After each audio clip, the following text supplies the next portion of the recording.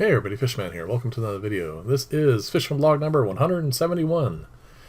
And before I get into what's going on here, at the end of the video I have a bunch of new pieces I've cut for new filters, some new filter designs I want to put together, and more importantly I am going to put together a video series regarding how to design filters and the various thoughts I put into it and some of the stuff that's out there right now for filters and what people think is good and bad.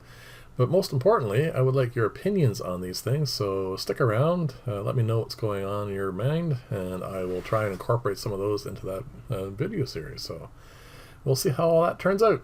So as you can see in here, I have removed almost all of the crebensis, the ones that were not pairing up.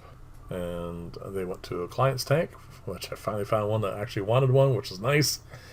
So about 8 or 10 of them got moved out, leaving two pairs, the ones up front and the ones in the back. I put in two territories for them. As you can see, the female up front has an ovipositor already down. I left in one dither male. That's that one that she just went to just now. I will probably end up pulling him out and putting in that other aquarium. But anyway, we'll see what happens. I guess I am going to be having more crebensis. Well, they are lovely fish. Speaking of fish that nobody wants, some friend of a client's dumped this into their aquarium, basically gifted it to them. And of course what it did was eat all the fish and made a mess of everything. It took me quite some time to get that tank back together and working properly. And unfortunately, I'm stuck with this guy, which I have no idea where he's going to go or what he's going to do, because if I put him in any of my large aquariums, he's going to do the same thing, and that's just not acceptable. And the other unexpected and unwelcome guest are these guys. These are Hydra. They're populating really, really well. Part of the problem is I feed a lot of these tanks with baby brine shrimp, so they're getting tons of food, and this particular aquarium doesn't have a whole lot of shrimp in it. So they are not being predated on at all. I'm going to have to do something with that. Unfortunately, most of those plants will have to be tossed out, but I have tons of them, so it won't be too big a deal. White clouds are really settling in nicely here. Temporarily, that Vallisneria pot's going to be in here, but that's going to get removed out because I want to put in a spot for these guys to breed, and I don't want them to have any other choices, so I have to make sure that there isn't anything else near the bottom that looks fluffy and nice to put eggs in. So yeah, they're gonna get a spawning spot, and hopefully I'll be breeding a bunch of those. One other pile of guppies that got moved out was the half of what was in this tank. I pulled out a bunch of males and females to go into a client's tank, and that leaves me with a few that I actually don't mind the look of. Some of them are quite nice. I'm going to probably keep some of this as a line, and as you can see, they're starting to have babies, so it was timely to get rid of the rest of them. So yeah, I'm going to fiddle with this a bit more, take some more out, but they're nice, happy, healthy, active fish, so we'll see if I want to keep any of that line at all. So this pile of acrylic is what I'm going to be talking about in a few minutes. While I'm going over that, I'm going to finally change the screen in this particular sieve. I have made, I think if I remember correctly, 3 of them. This is the one that gets the most use. It is ideal for baby brine shrimp, and it gets used every day. It's getting to the point now where the screen has a bit of resistance to the water going through it. As you can see, it is quite dirty. I tried to remember when I made these. I don't.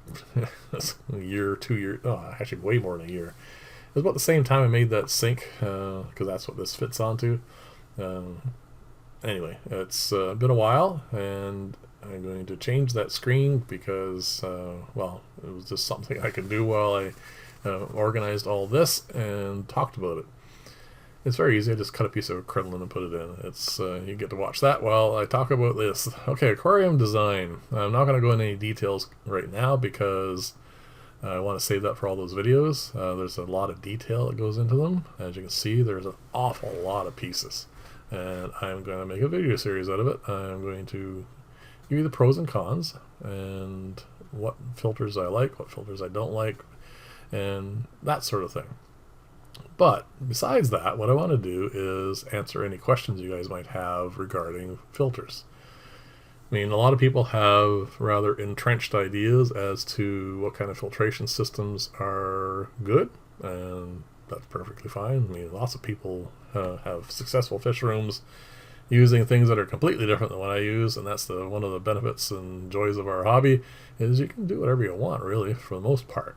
But I want to go over some details as far as, I mean, I've been commercially maintaining aquariums for other people for over 30 years, and I've learned a few things. I mean, I've tried every filter there is, and I've built most of the filters that exist out there, and there are filters that really do work well.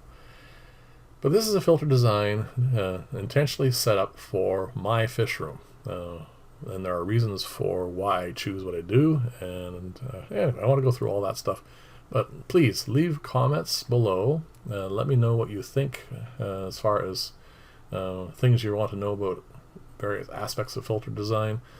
There is a great many different approaches to all this, and anyway, I want to cover as much as I can. So as you can see, it's been a couple of years since I've done this, so it took me a few minutes to get this lined up properly. I was going to try to put it all in at once. It didn't go. I can't remember how I did it originally, but this is very straightforward. Once you use the actual O-ring that's there and the cylinder to brace the crinoline, it's much easier to cut. And that's what I did here finally. I decided to stick that on there, and now I'm going to just use a utility knife. This is just a cheap one. I can't remember. I think I got it for my wife when she was working. But it is a little bit dull, so I forego using that, and I switched over to actually the proper utility knife that I use. Oh, sorry, a blade for a utility knife. Probably should have put it in its sheath, but it's not. I mean, I use these all the time for cleaning glass.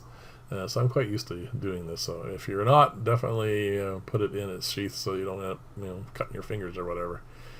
So there you go. That's all there is to this. I'm going to double up the speed now.